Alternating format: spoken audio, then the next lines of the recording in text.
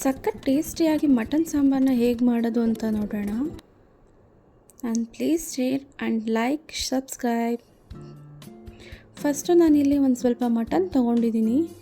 ನೋಡಿ, ಇದು ಫ್ಯಾಟು. ಸಾಂಬಾರು ಏನಾದರೂ ಮಾಡಬೇಕು ಅಂದರೆ ಈ ಥರದ್ದು ಫ್ಯಾಟ್ ಇದ್ದರೆ ತುಂಬ ಚೆನ್ನಾಗಿ ಟೇಸ್ಟಿಯಾಗಿ ಇದೇ ಆಯಿಲ್ ಬಿಡೋದು, ತುಂಬ ಟೇಸ್ಟಿಯಾಗಿ ಬರುತ್ತೆ ಸಾಂಬಾರು ಅದಿದ್ದರೆ.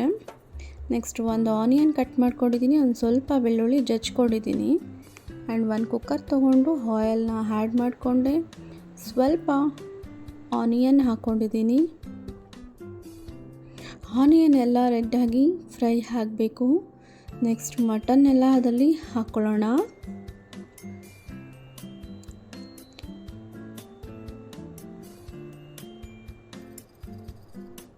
ನೆಕ್ಸ್ಟ್ ನಾವು ಇದಕ್ಕೆ 1 ಗ್ಲಾಸಷ್ಟು ವಾಟರ್ನ ಆ್ಯಡ್ ಮಾಡ್ಕೊಬಿಡೋಣ ಸ್ಟಾರ್ಟಿಂಗಲ್ಲೇ.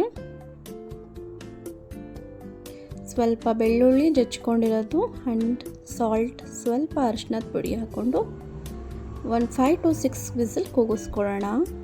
ನೆಕ್ಸ್ಟು ಮಿಕ್ಸಿ ಮಾಡ್ಕೋಬೇಕು. ಶುಂಠಿ, ಬೆಳ್ಳುಳ್ಳಿ, ಚಕ್ಕೆ, ಲವಂಗ, ಕಾಯಿ ಆ್ಯಂಡ್ ಆನಿಯನ್ ತೊಗೊಂಡಿದ್ದೀನಿ. ಆ್ಯಂಡ್ 1 ಟೊಮೊಟೊ,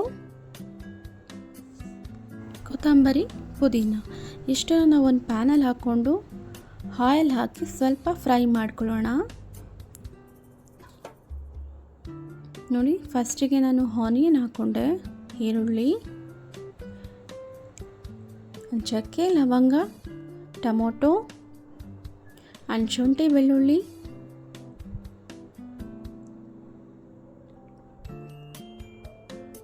ಕಾಯಿ ಆ್ಯಂಡ್ ಪುದೀನ, ಕೊತ್ತಂಬರಿ ಎಷ್ಟನ್ನು ಹಾಕ್ಕೊಂಡು ಸ್ವಲ್ಪ ಹೊತ್ತು ಫ್ರೈ ಮಾಡ್ಕೊಳ್ಳೋಣ. ಸ್ವಲ್ಪ ಕಡಲೆ ಆ್ಯಡ್ ಮಾಡ್ಕೊಂಡಿದ್ದೀನಿ ನಾನು.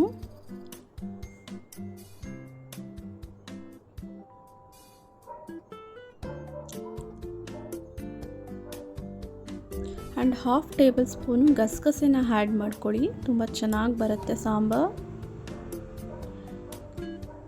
ಇದೆಲ್ಲ ಮೆತ್ತಗಾಗೋವರೆಗೂ ನಾವು ಫ್ರೈ ಮಾಡ್ಕೊಳ್ಳೋಣ. ನೋಡಿ, ಈಗ ಕುಕ್ಕರಲ್ಲಿ ಬೇಯಿಸಿಟ್ಟಿರುವಂತಹ ಮಟನ್ ತುಂಬ ಚೆನ್ನಾಗಿ ಬೆಂದಿದೆ.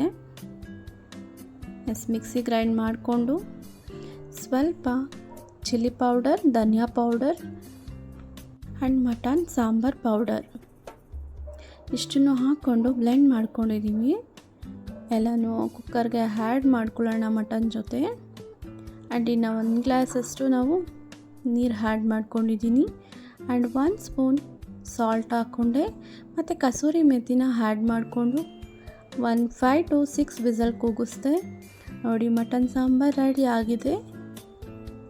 ತುಂಬ ಟೇಸ್ಟಿಯಾಗಿ ಬಂದಿದೆ ಆ್ಯಂಡ್ ಸಿಂಪಲಾಗಿ ಈಸಿಯಾಗಿರೋವಂಥ ಮೆಥಡ್ ಇದು.